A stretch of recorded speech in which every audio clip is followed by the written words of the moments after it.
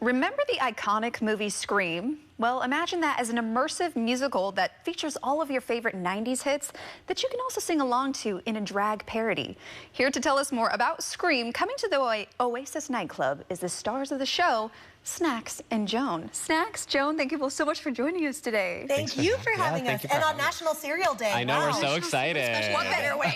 What better way to celebrate, right? You can have like almond milk, oat milk. You don't have to have lactose-free milk. Yeah. Hey, listen, I've tried still it celebrate. Exactly. See, I'm so glad other people understand me for once, finally. Absolutely. All right, but we have to talk about Scream, this drag musical parody that's coming to the Oasis here in San Francisco. So much fun.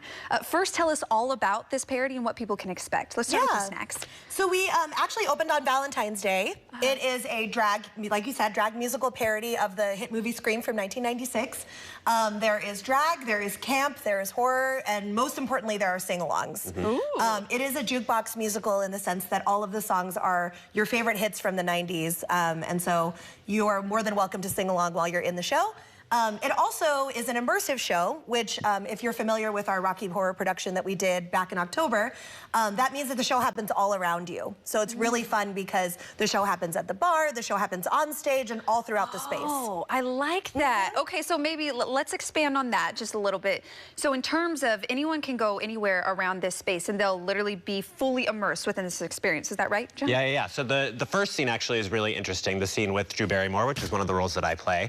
That opening iconic scene from the movie happens in the front champagne room of the Oasis, and there are 3 different entry times. So I'm doing that scene where, spoiler alert, I'm getting brutally murdered 3 times in a row before we actually start the rest of the show in the main room. So even from the start, you're immersed in it, and there are cast members in the ghost face costumes who like jump out and scare you, and then once you move into the main room, we're doing things all throughout that space. So there are people up by the bar doing scenes, in front of our runway, up on the go-go boxes, just all over the place. Okay, and you both have some pretty amazing characters. You told us your character. Expand on that really quickly, and then I want to hear your character as well. Yeah, so I play 2 roles. The first is Drew Barrymore, who is in the opening scene, and then I play the Courtney Cox role, who is the, all business news anchor, best-selling author who happens to have the amazing outfit. Hence the highlighter yellow power suit. And she's written a very tell-all book about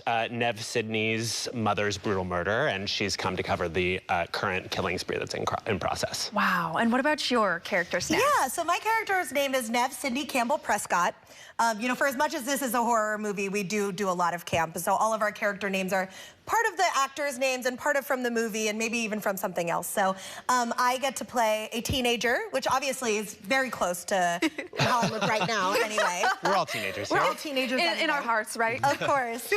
But I get to play the lead, and so I get to figure out who is the killer that is killing everyone throughout the school and throughout the city. And the audience gets to be a part of that as well. I ask them several times who they think the killer is, and so it's funny to see how people weigh in. Yeah. And something interesting, you both mentioned how there's going to be 90s classical hits, and it's also a sing-along. So not only will you hear some of your favorite music, but you get to sing along as well. What are some of the songs that people might be able to expect? Let's hear from you first. Yeah, so my big song in the show is Criminal by Fiona Apple. I get to do that towards the end of Act 1, and that's really fun. I'm singing it as I'm like trying to seduce Deputy Davy, who is the local police officer.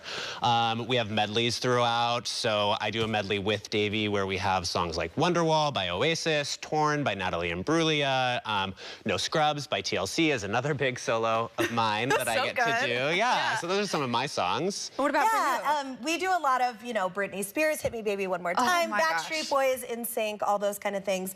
And our big curtain call number is Wannabe by Spice Girls. So it definitely has something for everyone to listen to. And what's really fun too is that some of the lyrics have been updated to be very specifically about the show. So it's like the lyrics, right? But you hear especially in Wannabe, there are really interesting lyric updates to kind of recap the show, which is fun. Oh my gosh, it sounds like so much fun, man. My 90s babies, you really have to get in on this. I'm telling you, with all the hits you mentioned, Britney Spears, TLC, all the good stuff. Now, tell me the details. How can people still get involved and come check out a show? Absolutely. So you visit sfoasis.com.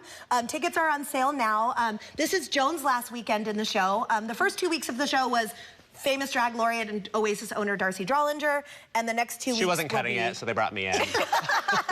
And then the last exactly. And now I'm not cutting it, so they're bringing somebody else. The last 2 weeks will be Michael Phillips, who's actually in a production at ACT right now, but wrote the show, and so he'll be joining us. But we run until March 23rd.